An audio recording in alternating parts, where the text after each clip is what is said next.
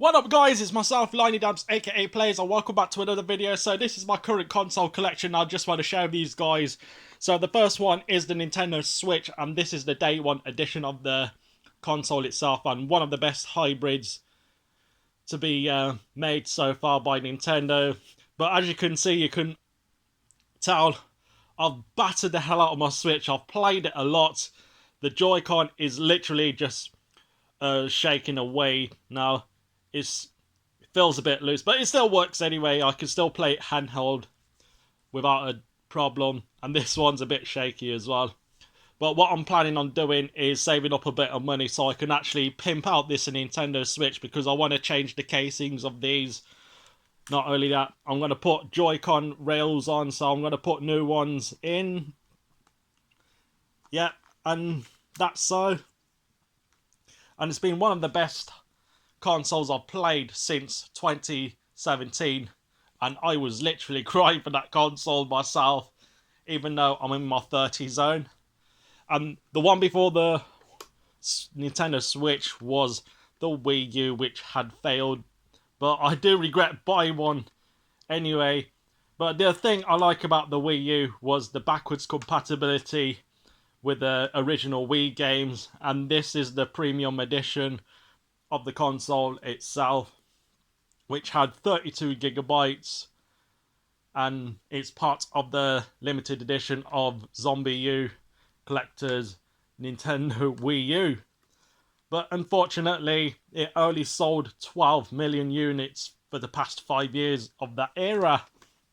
And just gotta say, one of my favourites is the Nintendo 64. It's got the memory expansion, so as you can see, it's got the expansion pack in already. I'm not going to spend too long on this. I just want to do this quickly because I've got other things to do. And obviously you got the cartridge slot. So if you can see there, there's a bit of rust on it, because whoever's had this before me has left it in a really damp place.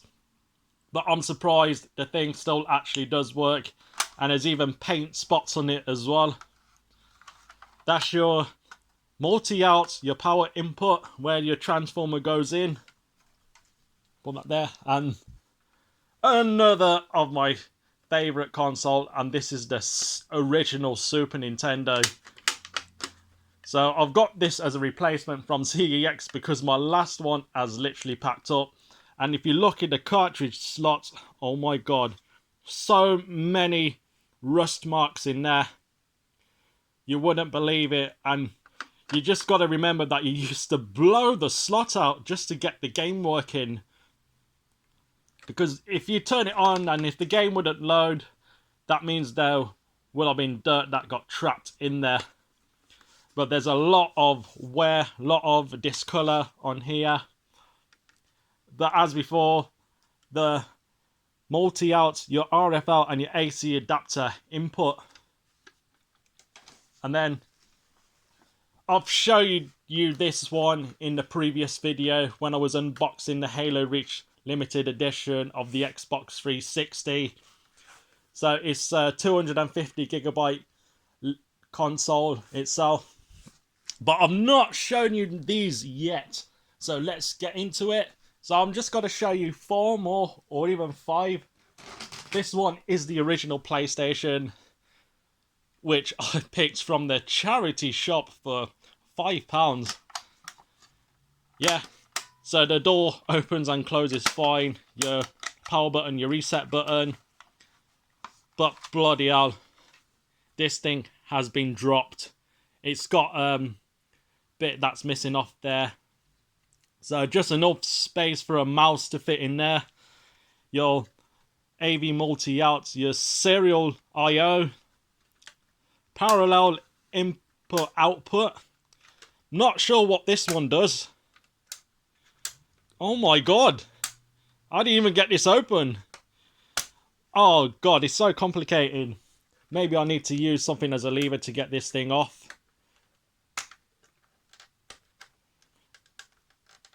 We're not sure what this port's for anyway. But we're just gonna find out now. Just bear with me a sec, guys. maybe we can see what it looks like, because I never even opened this before. Yeah, I don't even know what that is, but I know it's a parallel port. But if I do find out what it's for, I will definitely make another video of it. Sorry guys, it doesn't go back on, so I'll have to tape it back on anyway.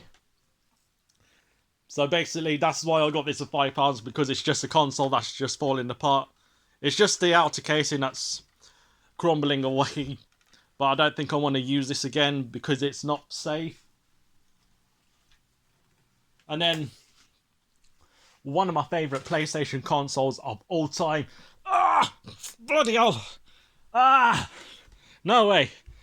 This is one of the heaviest consoles ever made. This is the original PlayStation 3.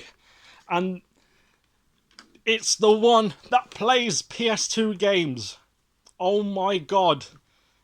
Yeah, so you got your card slot on the left, your disc slot, and then your 4 USB ports at the bottom. But as you can see, you got an air inlet panel there, which will suck the air in out to the back, because this thing was well ventilated. But with the PlayStation 3s after this one, the one that got the PlayStation 2 feature removed didn't have this in, so that's why they kept getting the yellow light of death, because it trapped so much heat in it. But looks like this is a refurbished one. But as you can see, it still works. Blu-ray, DVD, compact disc, Dolby Digital, DTS, HDMI. Oh, it's got Bluetooth on it. And it's even got a custom 1TB hard drive in there. But if you look at this thing, it's really in good condition. Oh god, this thing is so heavy. No way. Yo, that was the most heaviest console I've come across with. But the Game Boy Color, one of my favourite pocket consoles ever to be made. And I just love the fact that you can play your Game Boy games in colour. But the only thing that's the problem with it, the battery cover's missing. But last two consoles I want to show you guys before I end up dropping the whole lot on the floor. This one is the Legend of Zelda Game Boy Advance SP. I've shown you all this in the last video. And this is the Nintendo DSi. Okay.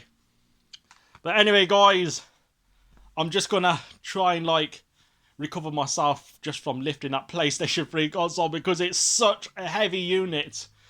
But if you're all new to the channel, you know what to do. Feel free to subscribe and smash that like button so you don't miss a thing. Take care. Peace out.